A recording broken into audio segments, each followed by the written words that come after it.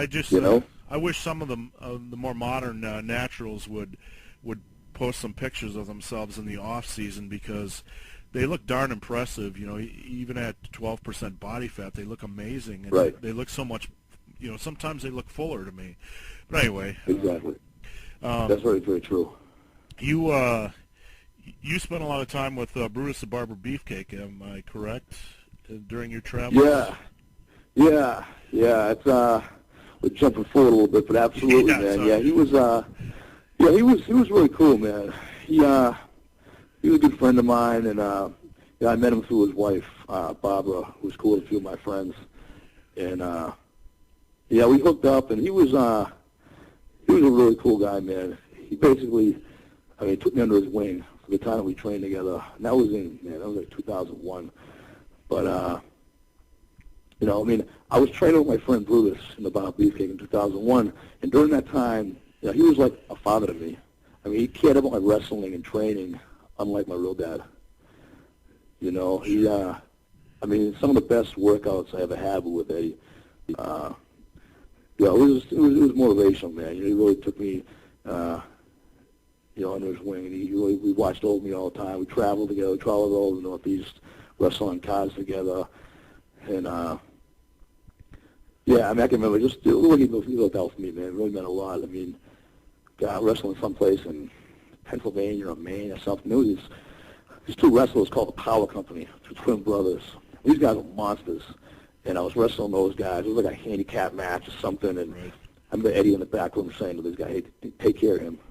Take care of him like he really cared about me." And that meant a lot. Like, he was really watching out for me, not just as a trainer. Right. He trained me my stuff and my help with my training, but it was almost like a father would look after his son.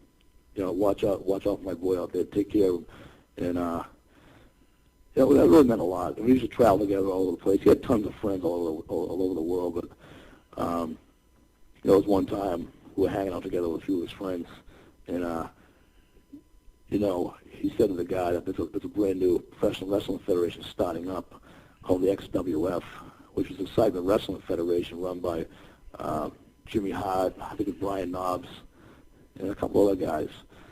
But he was telling the guy that when I go there, it was at Universal Studios. They were filming down in November of 2001, Universal. And he said, when I go down there, he said to the guy, I'm taking Johnny with me. I was wrestling then under the name Shane O'Kane, which was a name that was developed by a friend of mine, my manager, Peter Katalikis. But like we found out afterwards that XWF had some financial problems, and it just never materialized like people thought it would.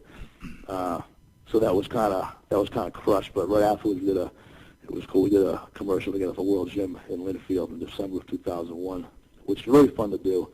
I remember the crew getting autographs from him and everything else, and we trained together all the time.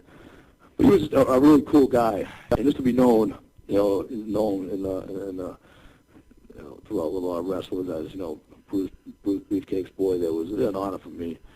It was just something. Great memories, man. Like I said, with the whole wrestling thing, and so being that close to him was really, really cool. You stay in touch with him to this day? Is he still in the industry? Yeah. I keep in touch with him. I haven't talked to him a little while, but he was working at Planet Fitness, I believe, in Tewksbury. He was a trainer there, and he had his own wrestling school, I believe, up there as well. He's all over the place, man. He's training everywhere, and he was doing that. I know a little while ago, my friend told me he was on that show. Got Celebrity, I think it was Hulk Hogan's Championship Wrestling, that celebrity show on the Country Channel. You catch that at all? No, I didn't see that. Yeah, he was on that. He was a trainer, and he had a whole bunch of guys that were on his team. It was two teams. I think his team had, who was the kid from Different Strokes? Willis. What was his real name? Yeah, I don't know. What was his real name? I don't know. Anyway? I can picture him. Todd Bridges? Yes, Todd Bridges, that song. Yeah, Todd Bridges, and Bonaducci was in there, and it was all these cool cats were all wrestling. He had a team. I forget who was on his team, but all those guys were involved, and he looked good. He cut a lot of weight, and he was pretty ripped up, and he looked good. And I'm happy for him because he had the paragliding accident back in, God, like 20 years ago, and he caught the paraglider in the face, and he had the reconstructive facial surgery, and he has X amount of plates and wire and screws make up his whole face. And to come back from that massive injury to look as good as he looked was amazing. But yeah, man, it was really cool, and to be able to consider him a friend of mine, and to have him watch over me and take care of me, and it was really cool, man. It really was. Now, were you in wrestling at the time when hardcore was all the rage? I mean, the reason why I ask is in my time it was everybody was infatuated with the ECW, and it was every match was about how many stop signs can you get hit over the head with, or exactly, man, exactly.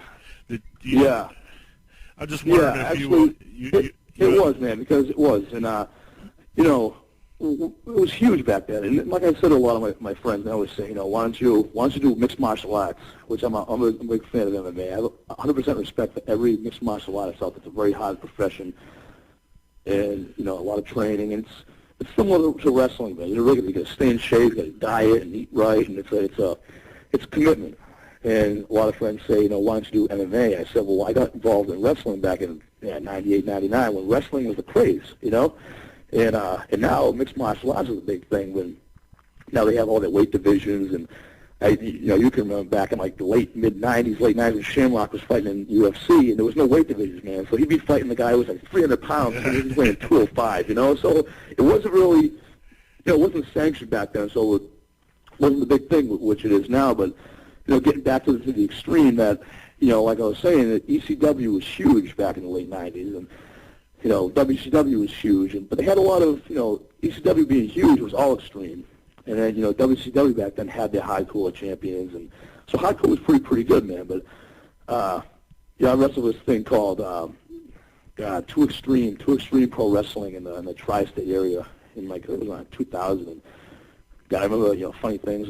They gave me a manager. Her name was Miss Too Extreme. And I was like, and I show up there and I said, this is your manager, Miss Too Extreme, and she had a white string bikini and heels, and you go, can you work with this? And I was saying, I think I can manage. Yeah. I think I can work with this. Yeah, I think I can. So they did a photo shoot with us before the match, and someone came in and this was back in 2000. And someone stole the photos of me and her. I don't know what they even did with them.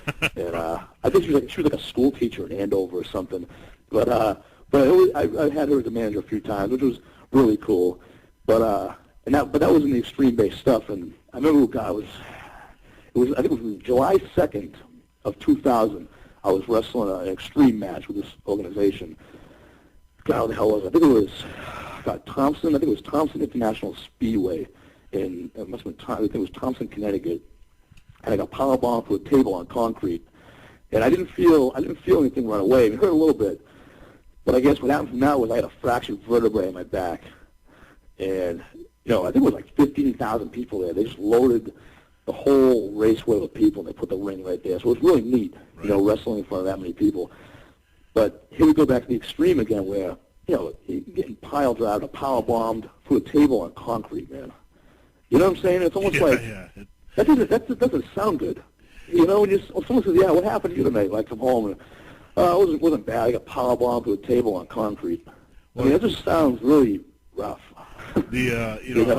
I was never in the the upper echelons of some of the minor federations, and doing this crazy stuff for me with guys that didn't exactly have the talent level was just insane.